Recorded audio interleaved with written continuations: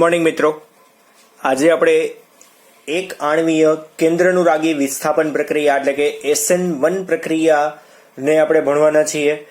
કાલના લેક્ચરની અંદર આપણે SN2 પ્રક્રિયા જોઈતી, તો આ જે આજનો પોર્શન છે એનું શરૂઆત કરતા પહેલા આપણે કાલના પોર્શનની નાનકડી એવી રિવિઝનની વાત કરી લઈએ. તો કઈ રીતના SN2 રિએક્શન હતી, બરાબર, એની અંદર જો થોડુંક રિવિઝન કરીએ તો શું હતું કે ભાઈ પ્રાથમિક આલ્કાઇલ હેલાઇડની પ્રક્રિયા કરવાની હતી. કેન્દ્રાનુરાગી પ્રક્રિયક એમાં વિરુદ્ધ દિશામાંથી આવે છે. એનું કારણ છે બંનેના ઋણ વીજભાર હોવાને કારણે આ પ્રક્રિયાની અંદર વિરુદ્ધ દિશામાંથી કેન્દ્રાનુરાગી પ્રક્રિયક અટેક કરશે, સંક્રાંતિ અવસ્થા પ્રાપ્ત કરશે, જેને આપણે એક સ્ટેપ કહેતા નથી. આ આખી પ્રક્રિયા એક જ સ્ટેપમાં થાય છે. આ તો વચ્ચેનો એક પોઈન્ટ આપણે સીધો લીધો છે કે આમાં વચ્ચેના ભાગમાં શું એવું થાય છે, કઈ રિએક્શન થાય છે, બરાબર છે. અને સંક્રાંતિ અવસ્થા એ દરમિયાન જે બંધારણ છે એ સમતલીય હોય છે, અસ્થાયી અવસ્થા કહેવાય, અને કાર્બનનું સંકરણ sp3 માંથી કેવું થઈ જાય છે, sp2 થઈ જાય છે, અને ફાઇનલી છેલ્લે નિપજ પણ કંઈક મળે છે, બરાબર. હવે આની અંદર આ પ્રક્રિયા માત્ર એક જ તબક્કામાં થાય છે. મેઇન પોઈન્ટ હતો આની અંદર જે દ્વિતીય ક્રમની પ્રક્રિયા છે. કઈ રીતના? કેમ કે પ્રક્રિયક એટલે કે સબસ્ટ્રેટ અને કેન્દ્રાનુરાગી પ્રક્રિયક એટલે કે ન્યુક્લિયોફાઇલ બંનેની સાંદ્રતા ઉપર આધાર રાખે છે. ધેટ્સ વાય એ દ્વિતીય ક્રમની પ્રક્રિયા છે, બરાબર. મધ્યસ્થી નિપજ કોઈ બનતી નથી. આની અંદર ખાસ જે જાણવા જેવો પોર્શન હતો કે પ્રક્રિયા દરમિયાન ટૂંકમાં વિન્યાસનું વ્યુત્ક્રમણ જોવા મળે છે. શું જોવા મળે છે? વિન્યાસનું વ્યુત્ક્રમણ એટલે કે શરૂઆતમાં ક્લોરીન જમણી બાજુ જોડાયેલો હતો, બરાબર છે. OH સાથે પ્રક્રિયા થાય એટલે જે નિપજ મળે છે ને એમાં શું થઈ જશે, OH છે એનાથી વિરુદ્ધ દિશામાં જોડાયેલો છે, ડાબી બાજુ જોડાયેલો છે. એટલે અહીં અમે આમ ડોટેડ લાઈન એવું બતાવ્યું છે કે પ્રતિબિંબ જેવી નિશાની ટૂંકમાં આપણને જોવા મળે, બરાબર. એકબીજાથી આમ વિરુદ્ધ દિશામાં જોડાય છે એવી વાત કરી. એટલે નિપજની અંદર વિન્યાસનું વ્યુત્ક્રમણ થાય છે. ઉપરાંત પ્રક્રિયાની પ્રતિક્રિયાત્મકતા કોની સાથે હોય છે? તો આ પ્રક્રિયા માટે પ્રતિક્રિયાત્મકતા માત્ર ને માત્ર પ્રાથમિક આલ્કાઇલ હેલાઇડ સાથે ટૂંકમાં હોઈ શકે. ખાલી આલ્કાઇલ હેલાઇડ સાથે ટૂંકમાં પ્રતિક્રિયાત્મકતા વધારે, પછી પ્રાથમિક હોય તો એની પ્રતિક્રિયાત્મકતા ઘટી જાય. પ્રાથમિક કરતા દ્વિતીયક અને દ્વિતીયક કરતા તૃતીયકમાં જેમ જેમ આગળ વધી એમ શું થશે, આલ્કાઇલ હેલાઇડની પ્રતિક્રિયાત્મકતા ઘટતી જશે. કોની સાથે? SN2 પ્રક્રિયા માટેની, બરાબર. હવે SN1 માં આનાથી ઊંધું આવશે. અહીંયા તો મેં તમને કીધું હતું જેમ જેમ દાતા સમૂહની સંખ્યા વધે એમ હેલોજન છે એ ફટાફટ દૂર થઈ જાય તો સંક્રાંતિ અવસ્થા પ્રાપ્ત ન થાય અને નિપજની અંદર આપણને વ્યુત્ક્રમણ અથવા તો વિન્યાસનું વ્યુત્ક્રમણ આપણને જોવા મળશે નહીં જો CH3 જોડાઈ જાય તો, બરાબર. એટલે ટૂંકમાં એ પ્રક્રિયા થાય ખરી પણ આના જેવી સારામાં સારી રીતે થશે નહીં. અને આનાથી ઊંધી એક્ઝેક્ટલી છે SN1 પ્રક્રિયા. એની અંદર શું છે તો સૌથી પહેલા પ્રક્રિયક જ આપણે જો તૃતીયક બ્યુટાઇલ બ્રોમાઇડ લઈએ છીએ એની પ્રક્રિયા OH- સાથે કરવાની છે. અને હવે શું થાય છે જોઈએ. ઓલામાં શું હતું કે OH- પહેલી જ વખતમાં આપણે પ્રક્રિયાની શરૂઆતમાં જ આપણે ઉપયોગમાં લઈ લીધું હતું.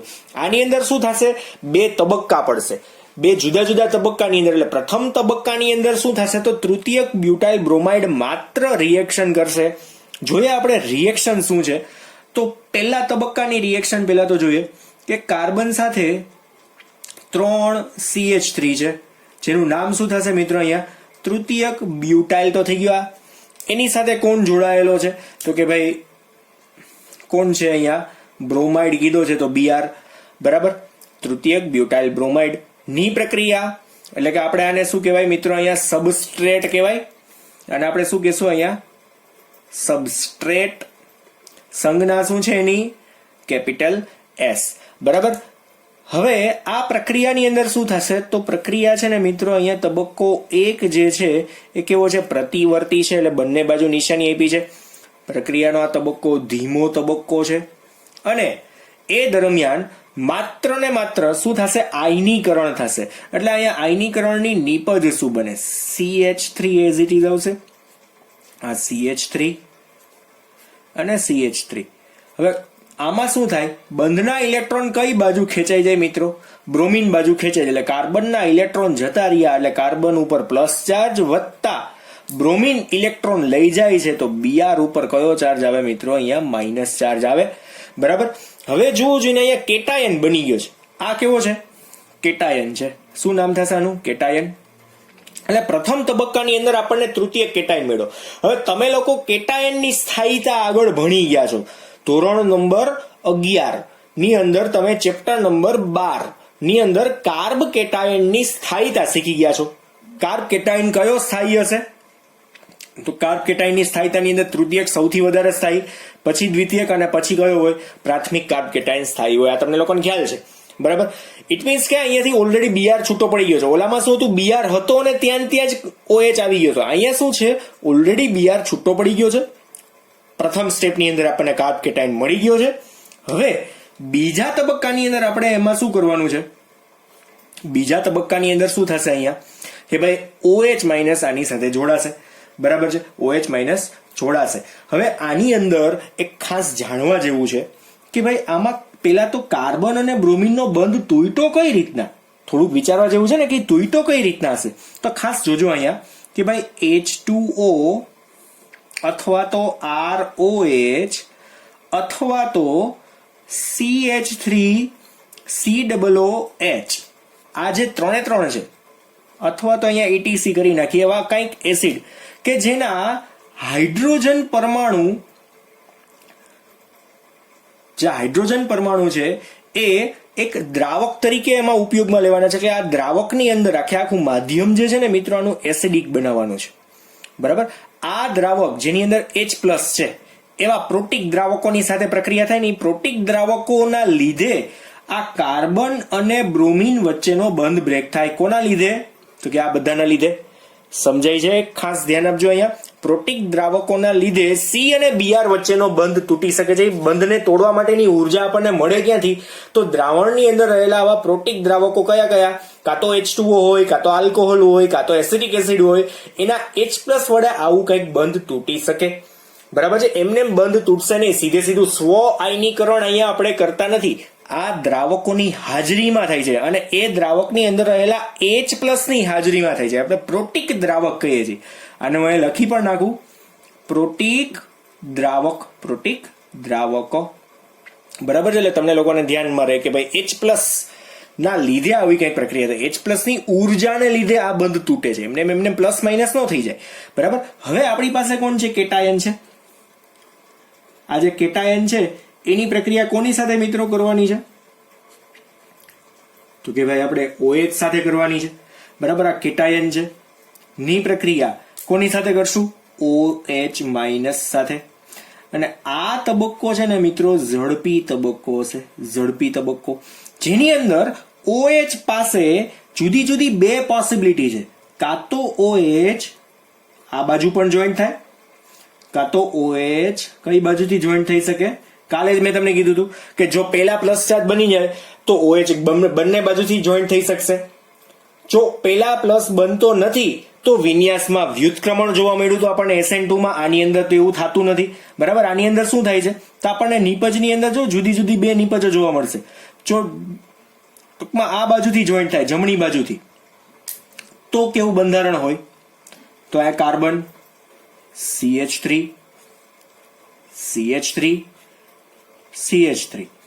અને OH છે એના ઇલેક્ટ્રોન આપે છે, એટલે આ રીતના બંધ બને. બીજું અહીંયા શું હશે? OH.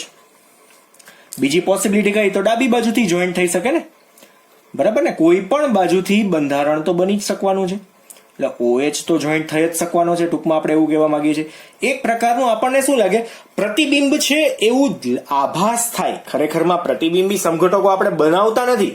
અહીંયા પ્રતિબિંબ છે એવું આપણને માત્ર ને માત્ર આભાસ થાય, કેમ કે OH આ બાજુથી જોઈન્ટ થાય, આ બાજુથી જોઈન્ટ થાય, એમાં વિન્યાસનું વ્યુત્ક્રમણ તો થતું નથી.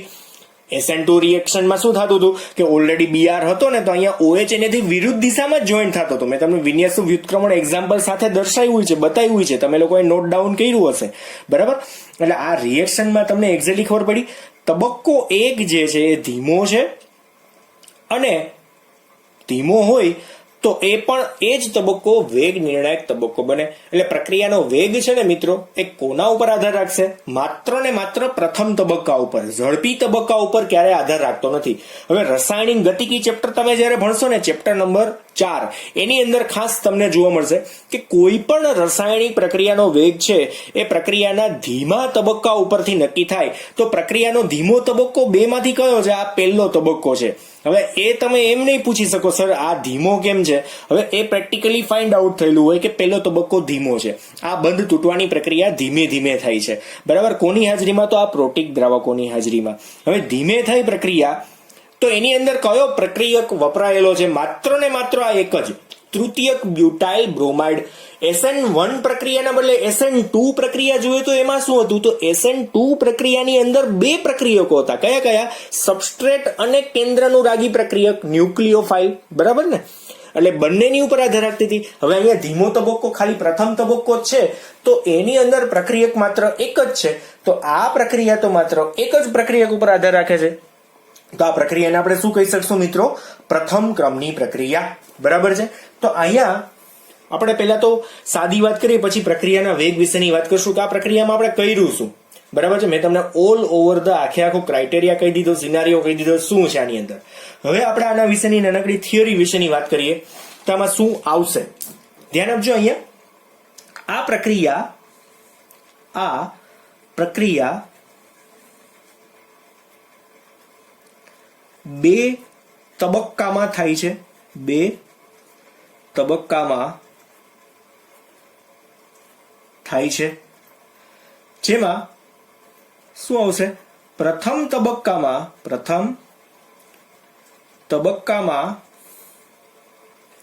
CBr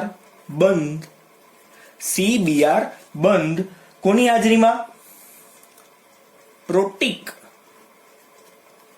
દ્રાવકો ની હાજરીમાં તૂટશે. એટલે કે પ્રોટીક દ્રાવકોની અંદર રહેલા H+ ના લીધે CBr બંધને તોડવા માટેની ઉર્જા આપણને મળી રહેશે. બરાબર છે? ત્યારબાદ અને શું બને છે? ત્યાં કાર્બ કેટાયન તથા શું છૂટું પડે છે મિત્રો? Br- આયન, એટલે કે બ્રોમાઇડ આયન બને છે. આ બે વસ્તુ થાય છે. બરાબર? હવે આના બીજા તબક્કામાં શું થાય છે? તો બીજા તબક્કામાં કન્ટિન્યુઅસ લખીએ તો બીજા તબક્કામાં કાર્બ કેટાયન પર કેન્દ્રાનુરાગી પ્રક્રિયક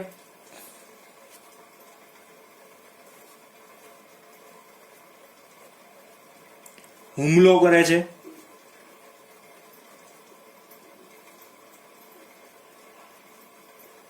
અને પ્રક્રિયા પૂર્ણ થાય છે. હવે આની અંદર આપણે વધારાનું શું ઉમેરશું કે પ્રક્રિયાની અંદર જે બે તબક્કામાં થાય છે એમાં પ્રક્રિયાનો જે પ્રથમ તબક્કો છે ને એ કેવો છે મિત્રો? ધીમો તબક્કો છે. તો પ્રક્રિયાનો વેગ છે એ કોની ઉપર આધાર રાખશે? માત્ર ને માત્ર પ્રથમ પ્રક્રિયા ઉપર જ યાદ રાખશો, ટૂંકમાં આધાર રાખતું હશે. બરાબર છે? બીજા પ્રક્રિયક ઉપર આધાર રાખશે નહીં. તો હવે આપણે અહીંયા લખીએ પ્રક્રિયાનો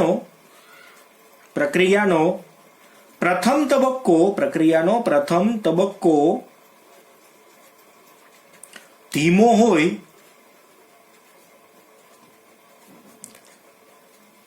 તે જ શું બને છે મિત્રો? અહીંયા વેગ નિર્ણાયક તબક્કો બને છે. અને તે માત્ર સબસ્ટ્રેટ એટલે કે તૃતીયક બ્યુટાઇલ બ્રોમાઇડની સાંદ્રતા પર આધાર રાખે છે. બરાબર? ખાલી એક ઉપર જ આધાર રાખશે. તેથી પ્રક્રિયા પ્રથમ ક્રમની બને છે. દાખલા તરીકે આપણે આવું સાદું લખી શકીએ ખરી કે પ્રક્રિયા વેગ ઇઝ પ્રપોઝનલ ટુ ખાલી શું આવશે અહીંયા? સબસ્ટ્રેટ ઇક્વલ ટુ અહીંયા K × S⁻⁴. એટલે આપણે અહીંયા કહી શકીએ પ્રથમ ક્રમની પ્રક્રિયા. બરાબર છે? આ સિમ્પલી આવું આપણે કહી શકીએ. બરાબર? હવે આપણે અહીંયા પ્રતિક્રિયાત્મકતાની વાત કરીએ તો SN1 પ્રક્રિયાની અંદર પ્રતિક્રિયાત્મકતા એવા કયા પ્રક્રિયકની વધારે હોય અને એનું કારણ શું? બરાબર? આમ તો મેં તમને ઓલરેડી પહેલા કહી દીધું કે ભાઈ તૃતીયકની પ્રતિક્રિયાત્મકતા સૌથી વધારે, કેમ કે ફટાફટ કાર્બ કેટાયન બનાવે છે અને એ કાર્બ કેટાયનની સ્થાયીતા સૌથી વધારે છે. બરાબર? પણ જેમ જેમ દ્વિતીયક અને તૃતીયક આવે, પ્રાથમિક આવશે, એમ એ કાર્બ કેટાયનની સ્થાયીતા કેવી થતી જાય મિત્રો? ઘટતી જાય. એટલા માટે જ મેં તમને લોકોને અહીંયા ક્રમ પણ લખીને કીધો છે કે તૃતીયકમાંથી દ્વિતીયક અને દ્વિતીયકમાંથી પ્રાથમિક તરફ જેમ જેમ આગળ વધીએ એમ કાર્બ કેટાયનની સ્થાયીતા કેવી થાય મિત્રો? ઘટતી જાય છે. ધેટ્સ વાય SN1 પ્રક્રિયાની પ્રતિક્રિયાત્મકતા પણ કેવી થતી જાય? ઘટતી જાય. SN1 પ્રક્રિયા એટલે શું? અહીંયા જે કરેલી છે એ. વળી પાછું એમ થાય SN1 શું? આવો સિલી ક્વેશ્ચન ન થાય, બરાબર ને? જેની કથા કહે છે એ તો ભૂલી ન જતા, બરાબર? તો હવે પ્રતિક્રિયાત્મકતા વિશેની વાત કરીએ કે ભાઈ તૃતીયક આલ્કાઇલ હેલાઇડ સંયોજનો વધુ ઝડપથી SN1 પ્રક્રિયા આપે છે. કારણ જાણીએ તો, કારણ કે તૃતીયક કાર્બ કેટાયન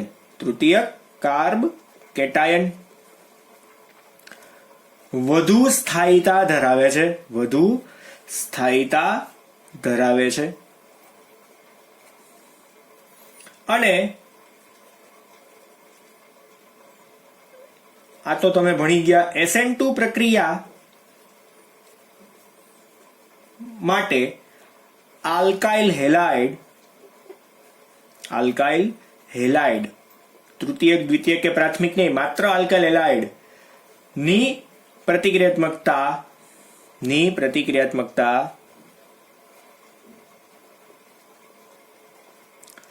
વધુ હોય છે, બરાબર છે?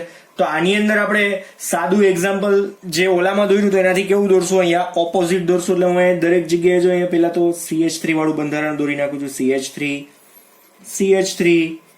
CH3 અને અહીંયા છે આપણી પાસે એક દાખલા તરીકે Br છે, બરાબર? આ તૃતીયક છે.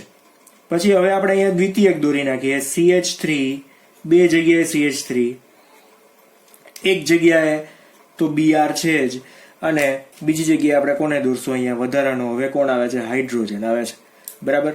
પછી એના પછીનામાં ખાલી એક જ કાર્બન આવશે, CH3 આવશે. બાકીના હાઇડ્રોજનની સંખ્યા જેમ જેમ આગળ વધશે એમ વધતી જશે, બરાબર? અને બ્રોમિન તો એક છે જ, એક Br. અને ફાઇનલી લાસ્ટ વન જે છે એની અંદર બધા જ કોણ આવશે? હાઇડ્રોજન, જેને આપણે સાદો આલ્કાઇલ હેલાઇડ કહીએ છીએ એ, બરાબર? અહીંયા શું આવી જશે? Br. સમજાય છે? તો આ કેવું છે મિત્રો? તૃતીયક છે, આની પ્રક્રિયા સૌથી ઝડપી થાય. આ દ્વિતીયક છે, આની પ્રક્રિયા ધીમી. આ પ્રાથમિક છે, એની પ્રક્રિયા સૌથી ધીમી. અને આ સાદો શું છે? આલ્કાઇલ હેલાઇડ છે, બરાબર? સાદો આલ્કાઇલ હેલાઇડ. તો આની અંદર ટૂંકમાં આપણે અને અહીંયા આવી રીતના લખી નાખીએ CH3 અને Br, બરાબર? આવું તો તમને આવડી જાય. તો આ ક્રમ એક તમારે યાદ રાખવાનો છે આની અંદર ખાસ. અને આવી જ પ્રતિક્રિયાત્મકતા બીજા એવા કયા અણુઓ છે કે જેની અંદર જોવા મળે, અને SN1 પ્રક્રિયા એવા બીજા કયા સંયોજનો છે કે એ ધરાવે છે, એના વિશેની આપણે વાત કરીએ ને તો એમાં એલાઇલિક અને બેન્ઝાઇલિક હેલાઇડ મિત્રો SN1 પ્રક્રિયા પ્રત્યે સૌથી વધારે પ્રતિક્રિયાત્મક હોય છે. આપણે આટલી તો વાત કરી નાખી કે ભાઈ એમાં આવી રીતના પ્રક્રિયા થાય છે કે ભાઈ સૌથી પહેલા તબક્કાની અંદર બ્રોમિન છૂટો પડી જાય, કાર્બ કેટાયન બની જાય. બીજા તબક્કાની અંદર શું થાય તો કે ભાઈ OH ગમે એ દિશામાંથી જોઈન્ટ થઈ શકે અને કંઈક નીપજ આપે છે. પ્રક્રિયાની અંદર પ્રથમ તબક્કો ધીમો છે તો એ વેગ નિર્ણાયક તબક્કો બને છે.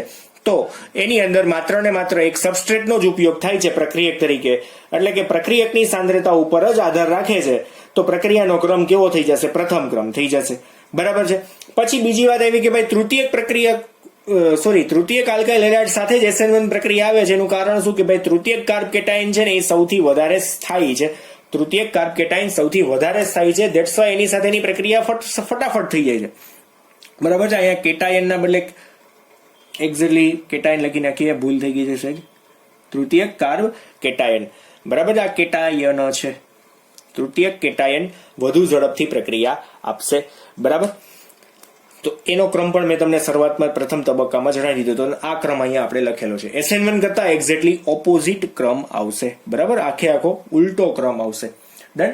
હવે આની અંદર એવા બીજા કેવા પ્રક્રિયકો છે કે જે પ્રક્રિયા આપે છે SN1 પ્રક્રિયા, તો એના વિશેની વાત કરી કે જેની અંદર સંસ્પંદન દ્વારા ટૂંકમાં આપણને સ્થાયીતા જોવા મળે છે, કાં તો કાર્બ કેટાયન વધારે સ્થાયી છે એના લીધે આવું કંઈક જોવા મળે છે. તો અહીંયા એક ખાસ ધ્યાન આપજો, એલાઇલિક હેલાઇડ, એલાઇલિક અને બેન્ઝાઇલિક હેલાઇડ SN1 પ્રક્રિયા પ્રત્યે ખૂબ જ વધારે ક્રિયાત્મકતા દર્શાવે છે.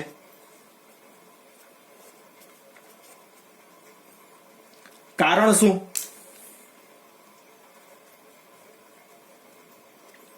તેમાં પણ કાર્બ કેટાયન ની સ્થાયીતા સંસ્પંદનને કારણે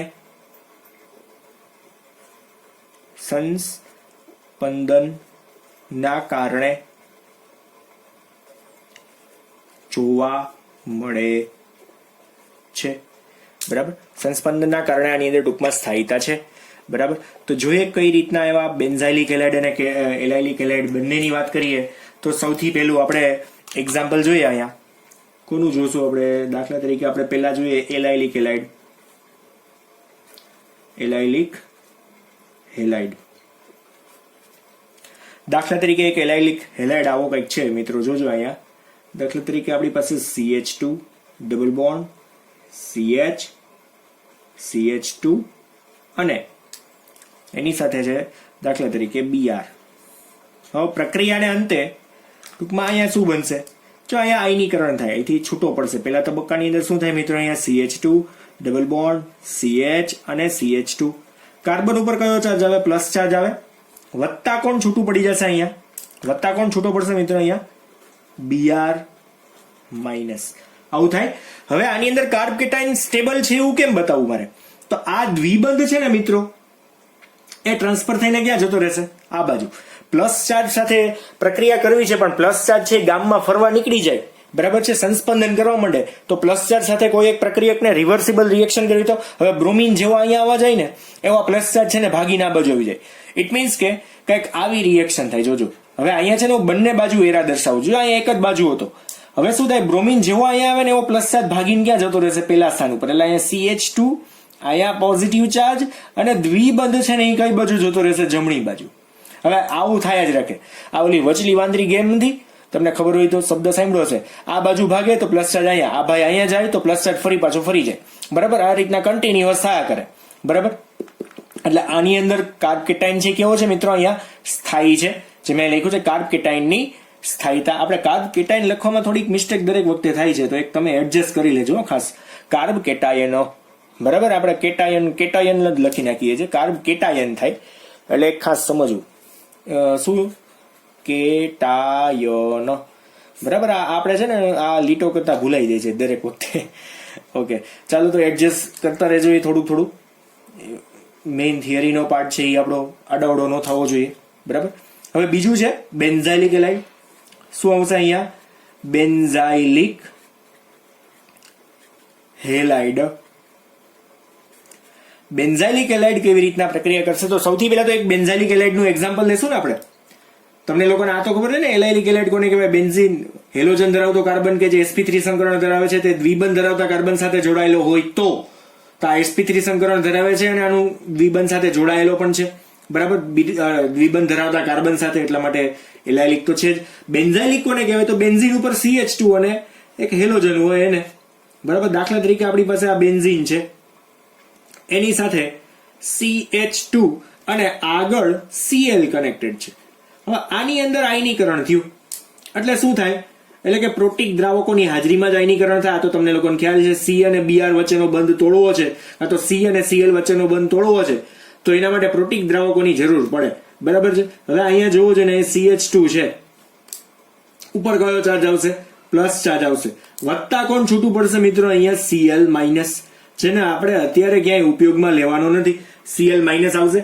હવે આની અંદર કેવું આયોનાઇઝેશન, જોજો આની અંદર કેવી રીતની પ્રક્રિયા થાય છે એ ખાસ તમારે જોવાની છે કે આ પ્લસ ચાર્જ હવે ક્લોરીનને રિવર્સિબલ જો રિએક્શન કરવી હોય તો ક્લોરીન આની પાસે જેવો જાય ને એવું શું કરશે કે આ દ્વિબંધનો કાર્બન છે ને આ બાજુનો એ શું કરશે, આ અહીંયા દ્વિબંધ બનાવી નાખશે. એટલે કે અહીંયા જે રિએક્શન થઈ છે, હવે આપણે થોડી શોર્ટ જગ્યાની અંદર કમ્પ્લીટ કરવું પડશે.